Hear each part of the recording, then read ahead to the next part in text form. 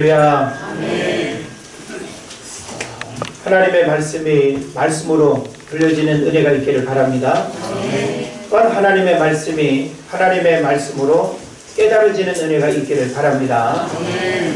여러분이 사람을 바라보고 있지만 하나님은 이 시간 목회자를 통해서 오늘 나에게 하시는 말씀을 이렇게 전하기를 원하십니다. 그런 면에서 여러분이 예배하는 시간 하나님의 말씀을 사람의 말로 듣는 것이 아니라 하나님의 말씀으로 듣는 은혜가 있게 될 때 이 시간은 여러분에게 큰 은혜와 축복의 시간이 될 줄로 믿습니다. 오늘 저는 여러분과 함께 여호와께 묻지 아니하고 라는 제목으로 같이 말씀을 나누려고 합니다. TV 프로그램 중에 월요일부터 금요일까지 오전 10시에 나오는 KBS 프로그램인데 뭘까요? 무엇이든 물어보세요. 이게 보시나요? 아침 드라마 보기는 쉬워도 다른 연예 프로 보기는 쉬워도 고리타분하게 그냥 일반 상식 같은 그 프로그램 이렇게 즐겨보지 않을 것 같습니다. 그러나 저도 가끔씩 이렇게 보게 되면 되게 유익해요. 그죠? 어떤 하나의 주제를 이렇게 우리가 궁금할 수 있는 문제들을 하나하나 이렇게 속속들이 이야기하는 거 들어보면 굉장히 우리 일상에 도움이 되고 유익한, 그래서 누구라도 궁금할 수 있는 그 다양한 문제들에 대해서 전문가들의 의견을 이렇게 이제 들려주는데 우리가 몰랐던 걸 그런 TV 매체를 통해서 알게 된다라고 하는 것은 하나의 큰 기쁨이 되기도 합니다. 요즘은 뭐 이런 일이 거의 없기는 합니다만은 운전 중 우리가 길을 잃거나 여행 중 목적지를 헤매게 될 때 사람에게 묻는 것은 너무나 자연스러운 일입니다. 요즘은 뭐 내비게이션을 통해서 운전이나 여행을 가더라도 찾아가는 것은 여러분이 어느 나라를 가더라도 전혀 문제가 되지 않은, 우리나라에서 길 찾기하는 것과 똑같이 어디서든 이렇게 목적지를 찾아가는 어려움이 없는 것 같습니다. 그러나 고집과 자존심이 센 사람은 묻는 것을 거부하고 불편해하다가 더 큰 어려움을 겪게 되는 일, 한 번쯤은 아마 우리 에피소드로 다 그런 일들이 있을 겁니다. 여자들보다는 남자들이 이 직진 본능이 있어가지고 끝까지 가본다. 자신의 어떤 창기 같은 부분들을 그렇게 드러내 보려고 하지만 결국은 또 돌고 돌아서 제자리로 온다든지 시간을 낭비하는 그런 경우들도 있기도 합니다. 자, 그런 면에서 여러분은 잘 묻는 사람입니까? 여러분이 한번 대답을 한번 해보시기 바랍니다. 여러분은 모든 일에 내가 모르고 있고 어떻게 하는 게 좋을지, 어떤 선택과 결정이 옳은지 잘 분간이 되지 않을 때 여러분의 생각으로 모든 것들을 잘 판단하시나요? 아니면 나의 생각을 한 번쯤 누군가에게 피드백을 받아보고 옳고 그른지를 다시 한번 살피고 확인하는, 그래서 잘 묻는 사람은 실수가 적고 후회가 적습니다. 여러 가지 손해와 어려움을 겪지 않을 수도 있습니다. 우리의 아이들을 키우다 보면 너 왜 그거 안 물었어? 너 그거 물었으면 엄마가 다 알고 있는데, 오히려 묻지 않아가지고 뭐 공부하는 일에 어려움을 겪을 수도 있고 친구 관계에 어려움을 겪을 수도 있고, 그러니까 부모는 아이 입장에서는 경험자이기 때문에 인생의 경험을 통해서 터득된 많은 지식과 정보가 아이들에게 좋은 이제 안내를 할 수 있는 거죠. 그런 면에서 우리 인생은 서로에게도 물을 수 있지만 우리 인생의 깊은 고민과 어려움의 일들을 누군가에게 묻고 내가 모르는 문제들을 누군가를 통해서 해결받는다라고 하는 것은 얼마나 귀한 일인지 모르는 것입니다. 저는 여러분이 잘 묻는 사람인가? 라고 하는 이 질문을 먼저 던져보면서 많은 사람들이 자신이 세상의 중심인 듯 자기 생각을 진리처럼 믿고 자기 의에 빠져서 독단적인 선택을 하는 경우들이 많습니다. 다른 사람의 말을 잘 안 듣는 사람은 내 생각이 진리예요. 나도 경험해봤어. 나도 판단력이 있어. 나도 지적인 능력이 있어. 그러면서 다른 사람의 이야기를 무조건 거부하고 일단은 내 생각과 내 방법대로 선택하고 결정하는, 그래서 오히려 그것이 잘못된 선택임에도 불구하고 그것을 또 인정하기보다는 오히려 큰소리치고 자신의 어떤 과오를 인정하지 않는 이런 모습들도 바로 우리의 모습이 아니겠는가 하는 생각을 해봅니다. 바다에서 풍랑이 일고 위험에 처하면 선원들은요 선장의 얼굴을 쳐다본대요. 가정에 어려움이 찾아오고 위기의 순간이 찾아올 때 자녀들은 부모의 표정을 바라봅니다. 교회가 시험에 들고 어려움을 당해서 고통스러울 때 성도들은 목회자를 바라봅니다. 만약에 여러분이 이 바라봄의 주인공이라면, 그래서 나 한 사람의 생각과 판단에 따라서 공동체의 운명과 행복과 불행이 결정되어진다면 여러분 단순하게 행동하시겠어요? 경거망동하게 행동하시겠습니까? 바다에서 배가 뒤집히려고 하는 그 심각한 상황에서 선원들은 어찌할 바를 모를 때 선장을 바라보면서 선장의 표정과 눈빛에서 괜찮아, 이 정도 주면 문제없어, 선장으로부터 안심의 마음을 얻게 될 때 아무리 바다의 풍랑이 일어도 선원들은 두려워할 이유가 없습니다. 역시 부모도 교회 공동체도 어떤 어려움을 당했을 때 그 구심점이 되는 그 한 사람의 태도와 그리고 그 모습이라고 하는 것은 굉장히 중요한 영향을 미친다라고 하는 거예요. 그러나 우리 인간은 불완전하고 연약한 존재이기 때문에 실수투성이에 반복적인 일들을 경험하는 어리석음들이 우리 모두에게 있습니다.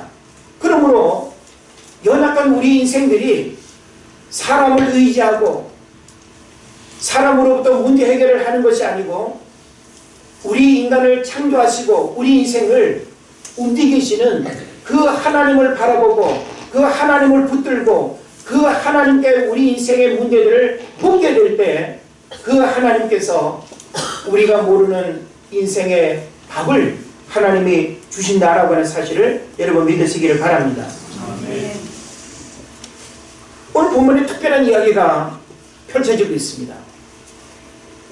하나님께서 여호수아로 하여금 요단강을 건너 가나안 입성을 하게 하셨죠. 그러나 그 가나안 땅은 7 족속이 이미 자기들의 융성한 문화를 가지고 살아가는 이미 빈틈이 없는 그런 땅입니다. 빈집에 들어가는 게 아니에요. 우리 이사도 빈집 들어가는 이사는 쉽잖아요. 그죠? 근데 가나안 정복은 빈집 들어가는 일이 아니었습니다. 그리고 그 가나안 땅의 7 족속들은 이 이스라엘 백성들이 광야에서부터 어떻게 지나왔고 모압 평지에 머물면서 뭘 했고 요단강을 어떻게 건넜고 이 모든 상황들을 소문을 통해서 너무나 잘 알고 있는 거예요. 야, 이거 이스라엘 히브리 민족 이거 보통 민족이 아닌데 그 광야 40년을 농사도 짓지 아니하고 유목생활도 불가능한데 어떻게 그 200만 명이 넘는 대군중이 먹고 살며 어떻게 40년을 지나올 수 있었을까? 이거는 도저히 이해할 수 없는 일들입니다. 거기다가 요단강 물이 범람하는 그 시기에 요단강을 건너는 일은 불가능한 일입니다. 초자연적인 하나님의 기적으로 말미암아 요단강이 갈라지고 그 대군중이 요단강을 건너는 이 소식은 간담이 서늘할 뿐만 아니라 이건 도저히 이해할 수 없는 그런 일들이었습니다. 이건 아주 충격적인 뉴스였습니다. 그래서 가나안 땅의 7 족속들이 오늘 1절에 보니까 어떻게 했어요?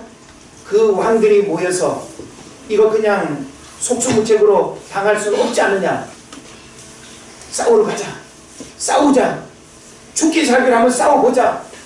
아무리 그 히브리 민족이 대단해 보일지라도 우리가 그냥 죽을 수는 없지 않느냐, 그냥 이 땅을 빼앗길 수는 없지 않느냐. 그래서 이 가나안의 7 왕들이 모여서 어쨌든지 부딪혀서 싸워보자고 모의를 하는 거예요. 그런데 오늘 성경에 보니까 누가 나옵니까?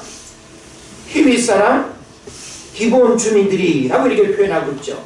3절에 보면 기브온 주민들이 라고 했습니다. 하나의 족속이에요. 가나안의 7 족속 가운데 한 족속. 이 기브온 사람들이 가만히 보니까 이거는 이미 지는 게임이에요. 이건 부딪혀봤자 그냥 죽음을 자초하는 전쟁이지, 하나님이 이스라엘 백성을 다스리고 인도하고 있는 이 상황을 그들이 도저히 이길 수 없다라고 하는 판단을 아주 약삭빠르게 하는 거예요. 그래서 자기들이 죽지 아니하고 살아남을 수 있는 유일한 방법을 꾀를 내게 되는 거예요. 그게 뭡니까? 우리는 이 7 족속이 아니라 다른 족속의 사람들인데, 듣자 하니 당신들이 보통 민족이 아니고 당신들이 믿는 그 하나님이 보통 하나님이 아닌 것을 우리가 알게 됐다. 그래서 우리는 당신의 종이 돼도 좋으니, 종이 될지언정 우리가 죽기를 원치 않고, 그래서 종이 돼도 좋으니 당신들과 화친하기를 원한다고 그렇게 하는 거예요.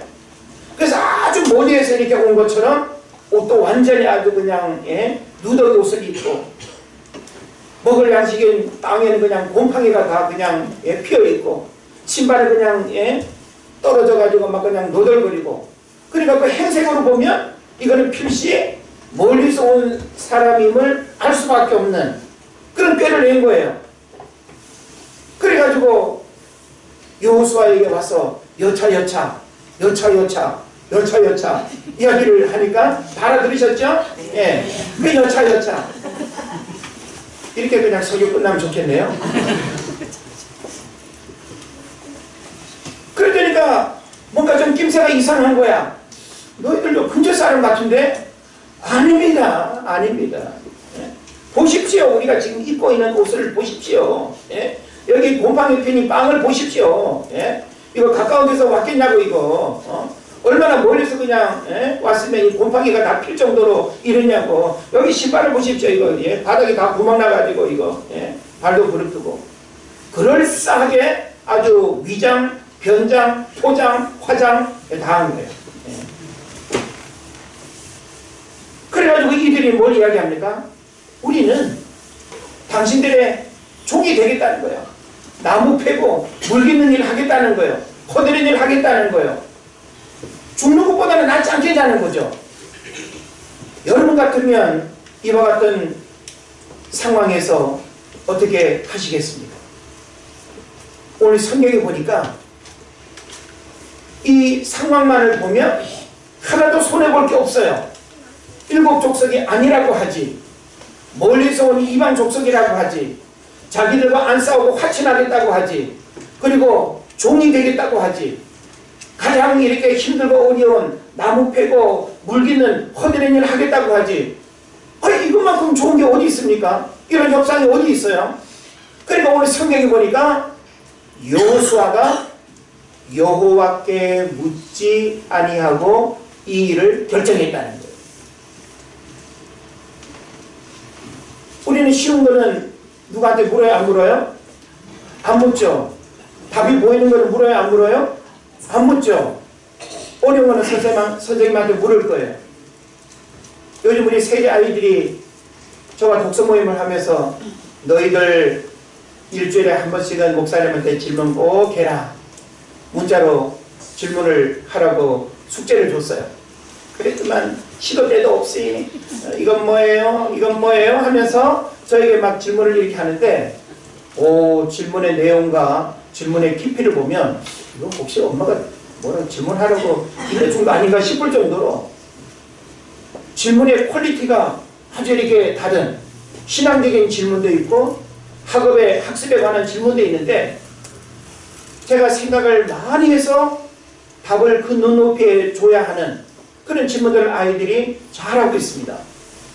질문이 많다는 것은 그만큼 지적인 이 호기심과 또 지식의 지경이 넓어질 수 있는 조로의 기회예요.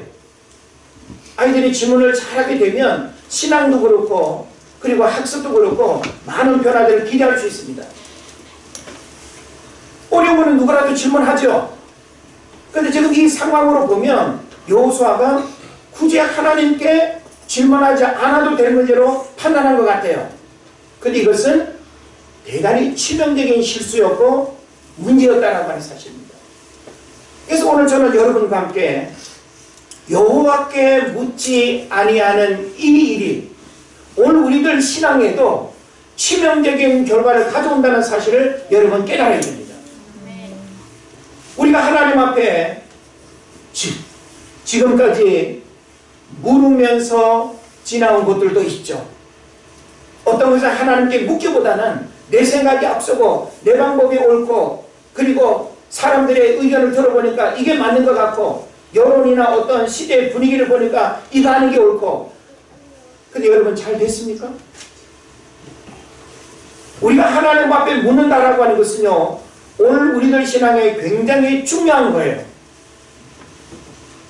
적어도 우리와 하나님과의 관계는 물을 만한 것을 묻는 것이 아니라 우리는 크고 작은 모든 일들을 끊임없이 하나님께 묻고 하나님의 뜻을 헤아리고 하나님이 과연 무엇을 원하시는지를 알고 우리의 선택과 결정이 하나님 앞에 어긋나지 않도록 그래서 시간을 낭비하고 마음의 어떤 상처를 받을 수 있는 부분들을 피하고 여러 가지 관계의 어려움을 겪을 수 있는 것들을 겪지 아니하고 이게 바로 뭔가 하면 여호와께 묻게 되어질 때 어려움을 겪지 않는 비결이 된다라고 하는 것 여러분 깨달으시길 바랍니다.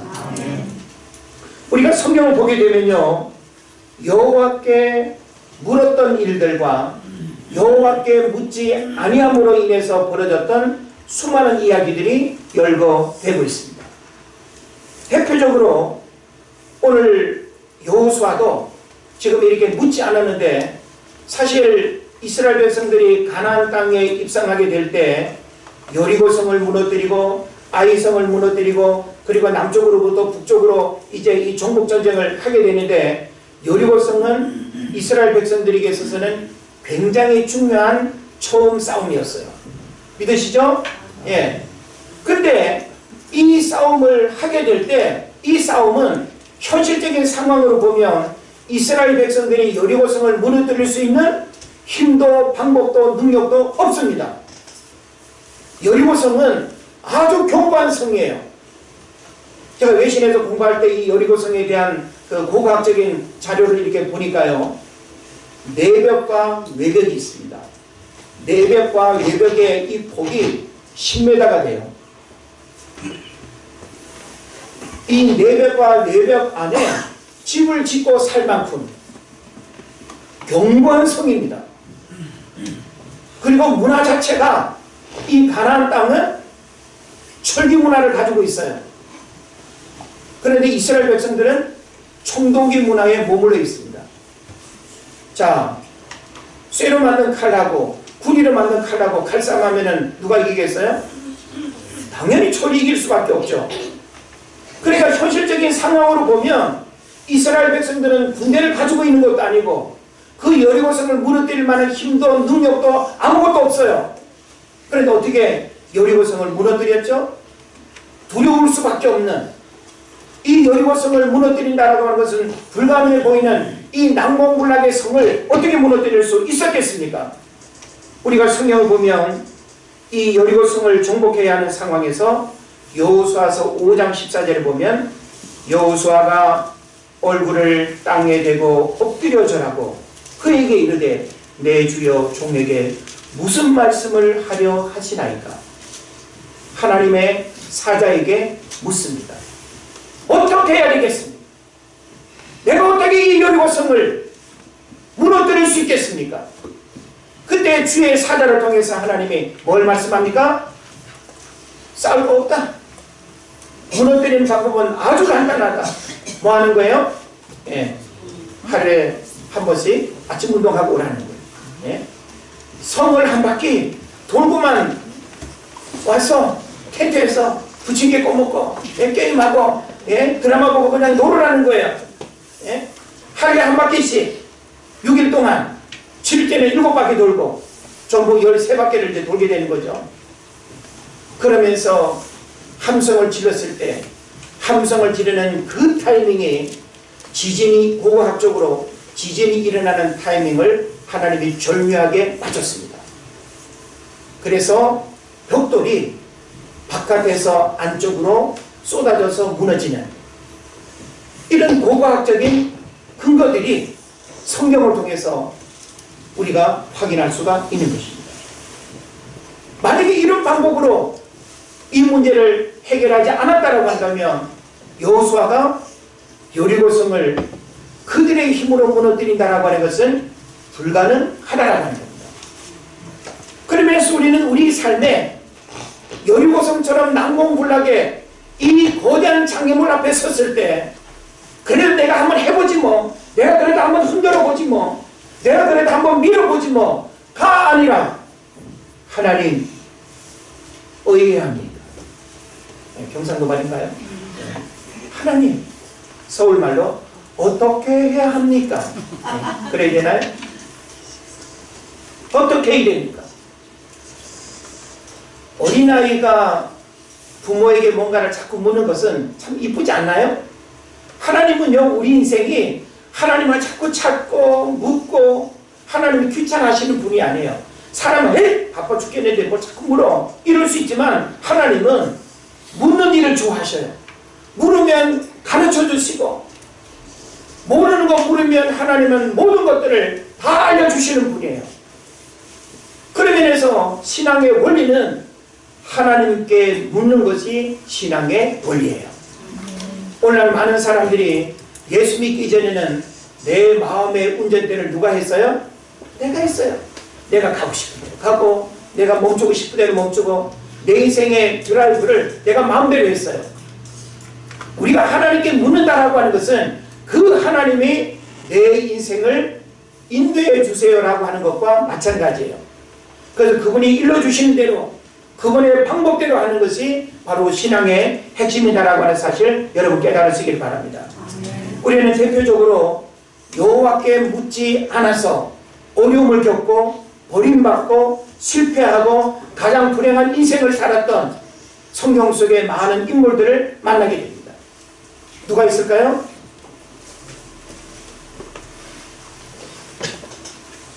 역대상 9장 35절부터 10장 14절의 말씀을 보게 되면 사울 왕에 대한 이야기가 나오죠. 사울 왕이 하나님 앞에 왕으로 그렇게 기름 부음 받았음에도 불구하고 어느 시점에 버림받죠. 그 버림받게 되는 이유가 뭔가 하면 블레셋이라고 하는 그 해양 민족이 전쟁을 일으켜서 큰 어려움을 겪게 됐어요. 그러니까 이 전쟁 상황이라고 하는 것은 죽느냐 사느냐 이기느냐 지느냐 그렇게 결정이 나는 것이지 뭐 우리 다음에 또 싸우자 이런 싸움은 없는 거예요. 그러면서 이 전쟁 상황은 왕 입장에서는 아주 심각한 일이고 국가의 어떤 운명에 달려있는 조로의 어떤 그 찬스가 아니겠습니까? 이런 문제 앞에서 사울 왕이 이전에는 하나님께 묻고 하나님의 선자들 통해서 이 싸움을 어떻게 해야 되는지 물었던 믿음의 사람이에요. 잘 들으세요. 우리도 어느 시점에는 그 순수한 믿음의 신앙 고백이 있어서 어린아이처럼 하나님께 묻고 하나님께 묻는 그 신앙으로 우리가 어느 시점은 신앙생활을 잘해요.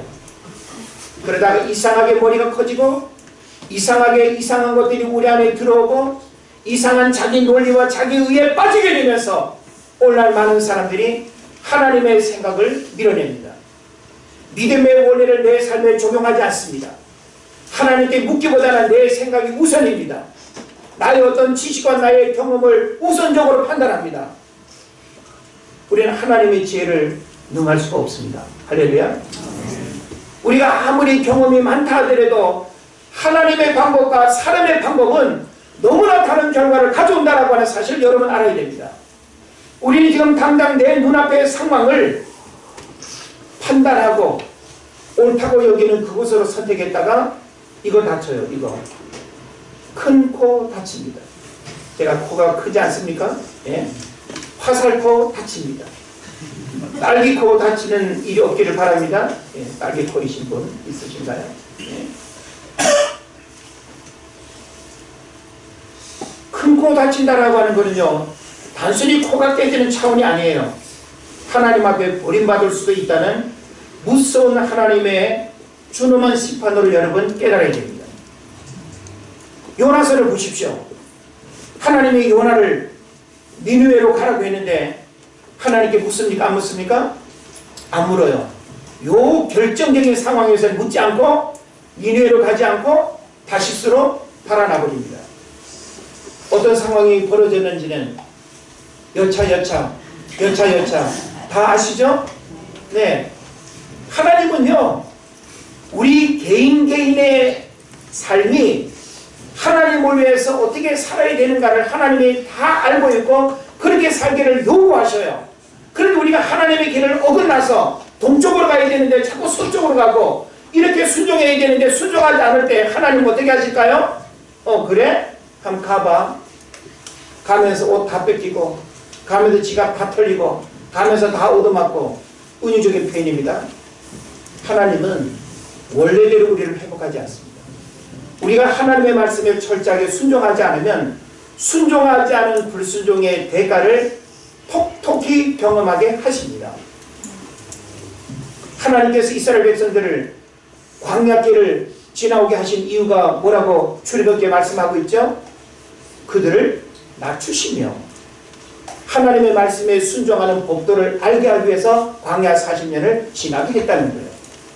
우리는 과거에 힘들고 어려운 광야 같은 질병과 가난과 사업의 실패와 어려움의 시간들을 경험했음에도 불구하고 여전히 중요한 문제들 앞에서 하나님 앞에 묻지 아니하고 여전히 현실의 상황만을 판단하고 결정한다고 한다면 우리가 다시금 그 상황을 돌이킬 수 없는 심각한 문제 앞에 서게 된다는 사실을 여러분 깨달으시기를 바랍니다.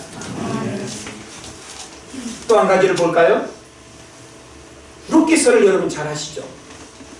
룻기서에 보면 엘리멜렉 가족이 베들레헴에 살고 있는데 베들레헴에 뭐가 찾아왔어요? 흉년, 기근이 찾아왔습니다. 보세요. 누구라도 농사를 지어야 할 땅에 농사를 지을 수 없고 풀을 먹여야 하는 목적에 풀이 나지 않는다라고 한다면 다 굶어 죽게 된 그 상황에서 그 땅에 그냥 이렇게 산다라고 하는 것은 현실적으로 결코 쉬운 일이 아닙니다. 그럼에도 불구하고 베들레헴, 떡집이라고 하는 의미를 가지고 있는 이 베들레헴은 하나님이 통치하고 하나님이 다스리고 하나님이 역사하는 믿음의 땅입니다. 그 땅의 백성들은 그 믿음의 원리대로 살아가야 되는 거예요. 그런데 현실적인 흉년이 찾아왔을 때 엘리멜렉의 가족이 모압으로 이사를 갑니다. 물론 잠시 기근 문제를 해결하기 위해서 떠났겠죠. 그래도 어떤 일이 일어났습니까? 10년이 지나면서 남편 죽고 두 아들 죽고 이걸 뭐라고 말하는가 하면 비명객사라고 이렇게 하겠죠. 객지에서 본인도 알 수 없는 죽음을 맞이한 거예요. 한 집안에 산부자가 죽음을 당한 이 일이 우연이라고 여러분 생각하십니까? 결국 우연이 아닙니다. 그래서 결국은 그 시어머니와 두 며느리가 하루아침에 그냥 청산과부가 되는 그들이 겪어야 될 현실적인 고난과 어려움을 여러분 한번 생각해 보십시오. 그래서 결국은 그들이 모든 상황과 어려움을 다 겪은 후에 다시금 베들레헴으로 돌아옵니다. 많은 것들을 잃어버리고 돌아옵니다. 이게 바로 뭘까요? 여호와께 묻지 아니하고 머물러야 할 자리에 머물러 있지 아니하고 떠나야 할 때 떠나지 아니하고 돌아와야 할 때 돌아오지 아니한다고 한다면 하나님은 하나님 앞에 묻지 않고 행동하는 모든 일들에 대해서 책임을 우리에게 묻는다. 하나님은 엘리멜렉의 가족이 베들레헴에 머물기를 원하셨어요. 그러면 그 지역에 사는 베들레헴의 모든 사람들이 다 이주했나요? 성경에 보면 엘리멜렉 가족만 주목하고 있어요. 다른 가족은 어떻게 살았는지는 몰라도 흉년인 상황에서도 그 땅을 떠나지 않았어요. 오늘 우리는 얄팍한 자기께 우리 가정을 한번 잘 살아보겠다고, 내 가정의 어려움을 이런 방법을 한번 해결해 보겠다고 우리가 아주 호기롭게 무언가를 선택하지만 돌아오는 것은 아무것도 없습니다. 헛수고입니다. 시간 낭비입니다. 여러분이 하나님 앞에 지혜롭고 현명하다는 것은요, 기도하는 거예요. 여러분이 하나님 앞에 지혜롭고 현명하다는 것은 하나님의 뜻을 알고 하나님의 뜻을 묻는 그 신앙이 가장 이상적이고 가장 시간 낭비하지 않는 축복의 삶이라는 것을 깨달으시길 바랍니다. 그런데 우리가 성경을 보면 믿음의 사람, 축복의 사람은 공통점이 뭔가 하면요, 하나님께 잘 묻는 사람이에요. 한번 따라합시다. 믿음의 사람, 축복의 사람은 하나님께 잘 묻는 사람이다. 여러분이 정말 믿음의 사람임을 드러내는 비결, 여러분이 정말 축복의 삶을 살아가기를 원한다면 철저하게 하나님께 물어야 돼요. 자, 우리가 누구에게 묻는다라고 하는 것은 묻고 답을 들어야 돼요? 안 들어야 돼요? 들어야 돼요. 우리 아이들이 저에게 질문을 했는데 질문만 한 그것은 아무 의미가 없어요. 자기들이 궁금해하고 어려운 어떤 문제에 대해서 저에게 질문을 했어요. 그러면 그 아이들 눈높이에 답을 제가 주지요. 그래서 질문과 답이 오고 갈 때 그 질문이 가치가 있고 그 질문이 유익한 거예요. 우리가 하나님 앞에 질문하는 거 대단히 중요합니다. 근데 하나님 앞에 질문만 던져놓고 하나님의 아직 말씀도 하시지 않았고 하나님 아직 내가 묻는 그 일에 대한 답이 없는데도 불구하고 내가 하나님 앞에 물었으니까 가지 뭐. 하나님이 따라오시겠지. 하나님이 결정적인 순간에 날 구원해 주시겠지. 이게 믿음입니까? 우리는 내가 움직이기 전에 하나님께 묻고 그 하나님이 이 선택, 이 결정, 이 만남, 이 사업, 이 모든 일들에 대해서 하나님의 무엇이라고 말씀하시는가를 정확하게 듣고 여러분이 움직여야 되는 거예요. 이것이 바로 믿음의 사람이 가는 길이고 축복의 삶을 살아가는 사람들이 행했던 모습입니다. 성경을 보면 여러분 다윗을 만나게 되죠. 다윗은요, 제가 성경을 보니까 여호와께 묻는 믿음의 사람이었어요. 하나님께 잘 묻는 사람이 진짜 믿음의 사람이고 순종의 사람입니다. 결코 어리석거나 유치한 사람이 아니라는 거예요. 유약한 사람을 의미하지 않습니다. 그래서 사무엘 상하도 그렇고요, 역대상 상하에도 이렇게 보게 되면 다윗에 대한 이야기가 이제 그 역사 이야기로 펼쳐지지 않습니까? 다윗을 보면 다윗에게서는 뭐가 계속 발견되는가 하면 여호와께 묻자와 가로되, 여호와께 물어 가로되. 사무엘상 23장 2절에도 이에 다윗이 여호와께 묻자와 가로되, 23장 4절에 다윗이 여호와께 다시 묻자온데, 30장 8절에도 다시 여호와께 묻자와 가로되, 5장 19절에도 다윗이 여호와께 물어 가로되. 제가 다 열거할 수 없을 만큼 다윗의 생애를 들여다보면 다윗은 여호와께 수없이 물었어요. 하나님 어떻게 해야 됩니까? 다윗을 괴롭히고 다윗이 왕이 되는 그 과정에 얼마나 많은 장애물이 있었고 사울 왕이 10년 동안 계속 죽이려고 쫓아오는 그 상황에서 다윗은 자신의 삶을 개척하고 이겨낼 힘이 없습니다. 그 순간순간마다 다윗이 했던 일은 뭘까요? 하나님께 물었다는 거예요. 그러지 마. 사울왕 죽일 수 있는 상황에서도 죽이지 마. 순간순간 이 다윗은 하나님께 묻는 그 신앙을 통해서 하나님이 다윗을 성군되게 했고 다윗을 위대한 이스라엘의 왕으로 삼으셨다는 사실 여러분 믿으시기를 바랍니다. 오늘 여러분 신앙의 위대함은 다른 데 있지 않습니다. 여러분의 세상적인 학력, 경력, 이력 그것으로 하나님이 여러분을 평가하는 거 아니에요. 여러분의 신앙의 위대함은 자녀를 양육하고 여러분의 인생의 중요한 행동을 결정하고 중요한 우리의 신앙의 문제를 고민하게 될 때 하나님 어떻게 해야 됩니까?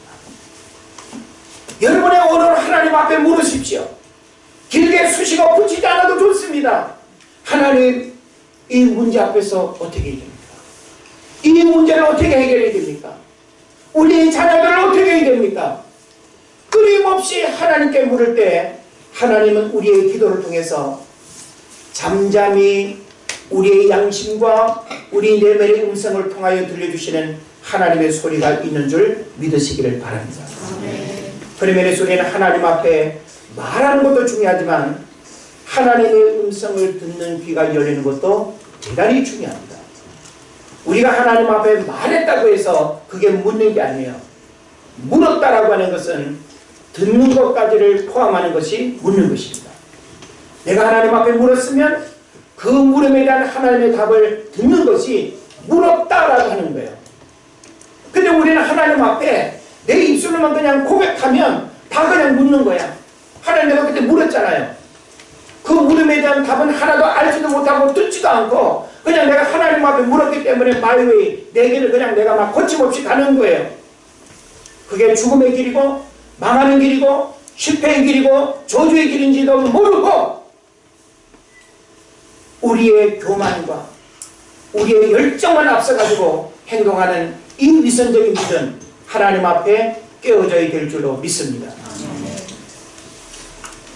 오늘 저는 여러분에게 이 중요한 말씀의 가르침을 이렇게 정리하고 싶습니다. 여호와께 묻는다는 것은 무엇을 의미합니까? 이 질문 앞에 여러분 뭐라고 답하시겠어요? 제가 지금 여러분에게 여호와께 묻는 것이 성경의 여러 인물들을 두 부류로 이렇게 살펴보면서 하나님께 물었을 때의 결과와 여호와께 묻지 않았을 때의 삶의 결과가 너무나도 극명하게 다르다라고 하는 사실을 우리가 알게 됐습니다. 그렇다고 한다면 여러분 오늘 우리들 신앙생활에도 동일하게 여호와께 묻는 일은 우리에게 해당됩니다. 할렐루야. 예, 적어도 우리가 이 땅을 살아가는 숨이 끊어지는 그 순간까지 우리는 끊임없이 하나님께 물어야 돼요. 자식 입장에서는 가깝게 눈에 보이는 부모에게 무엇을 묻는 것이 가장 빠르고 좋을지 몰라요.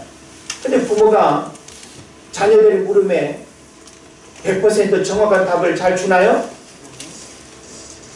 일부러 다른 답을 주진 않지만 부모들 지식이 부족하다 보니까 엉뚱한 소리 하는 경우들이 많아. 예? 아침에도 우리 아들하고 논쟁이 붙었는데 아빠는 제대로 알지는 못하면서 뭐라고 답했는데 인터넷 보니까 그게 아니더라.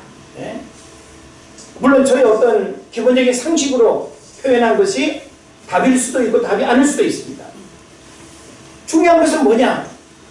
하나님은 우리 인생의 모든 질문에 가장 정확한 답을 우리에게 주실 수 있는 분이라는 거예요. 사람은 사람에게 질문에 대한 답을 다른 인생의 어떤 경험을 통해서 준다 할지라도 불완전해요. 부족해요. 뭔가 미흡해요. 그리고 잘못된 답을 우리가 줄 수도 있어요. 그런 면에서 여러분이 우리를 지으시고 나보다 나를 더 잘하시는 그 하나님께서 오늘 우리 인생의 고민과 어려움의 문제 앞에 하나님께 묻고 하나님의 답을 구할 때 하나님께서 가장 정확한 인생의 해답을 우리에게 주실 줄로 믿습니다. 여호와께 묻는다는 것은 무엇을 의미할까요? 한 가지는 하나님의 뜻을 먼저 구하는 거예요. 여러분, 하나님께 묻는다는 것은 내 생각보다는 하나님의 뜻을 먼저 구하는 것. 다시 말하면 주인 되시는 하나님을 신뢰하는 거예요. 내가 하나님께 묻는다는 것은. 여러분이 하나님을 신뢰하지 않으면 물을 수가 없죠. 여러분이 하나님을 신뢰한다면, 내가 믿는 그 하나님이 어떤 분인가를 안다고 한다면 우리는 그 하나님께 끊임없이 물어야 되는 거예요. 그리고 우리가 하나님께 묻는다는 것은 하나님 제일주의를 고백하는 거예요. 그래서 그 하나님이 내 삶의 우선순위가 되고, 그리고 내 인생을 안내하는 분으로 우리가 알고 믿는, 그래서 우리가 하나님께 묻는 거죠. 또 여호와께 묻는다라고 하는 것은 순종의 삶을 고백하는 거예요. 여러분, 우리의 신앙생활이 순종의 삶이 된다라고 하는 것은 하나님께 묻는 그 일이 순종의 삶이에요. 여러분, 하나님 앞에 묻지 않는 것은 여러분이 순종 안 하는 거예요. 우리가 하나님 앞에 묻는다는 그 자체가 순종의 모습이라고 하는 것, 여러분 깨달으시기를 바랍니다. 아멘. 그래서 여호와께 묻지 않는다는 것은 바로 뭘 의미하겠어요? 사람의 생각과 방법을 우선한다는 거죠. 여론과 주변 환경을 선택하겠다는 거죠. 그리고 또한 교만과 불순종의 극치를 드러내는 것, 이게 바로 여호와께 묻지 않는 그런 모습인 거예요. 그래서 여러분이 신앙생활 속에서 하나님께 묻는다라고 하는 것은 이와 같은 엄청난 축복의 메시지가 담겨 있지만, 하나님께 묻지 않는다라고 하는 것은 얼마나 우리의 교만과 불신앙의 모습을 드러내는 것인가 라고 하는 사실을 여러분 깨달으시기를 바랍니다. 아멘. 그래서 성경 구절의 말씀을 좀 보면요, 잠언 14장 12절에 이렇게 말합니다. 어떤 길은 사람이 보기에 바르나 필경은 사망의 길이니라. 하나님께 묻지 않고요, 내 생각, 내 방법대로 선택하고 결정한 사람들은 바로 잠언 14장 12절의 말씀이 그대로 적용되는 거예요. 한번 따라합시다. 어떤 길은 사람이 보기에 바르나 필경은 사망의 길이니라. 예. 여호와께 묻지 않는 사람의 모습이 바로 이럴 수 있다라고 하는 거예요. 그러면서 이사야서 26장 3절은 뭘 말씀합니까? 주께서 심지가 견고한 자를 평강에 평강으로 지키시리니 이는 그가 주를 의뢰함이니이다. 의뢰한다는 게 뭐예요? 의지하고 신뢰하고 그분께 묻는 거예요. 여러분, 믿음의 심지가 견고한 사람은요, 흔들리지 않아요. 믿음의 심지가 견고한 사람은 끊임없이 하나님께 묻고 신앙의 방황이나 시간 낭비나 방탕하거나 무질서의 삶을 절대 살아가지 않습니다.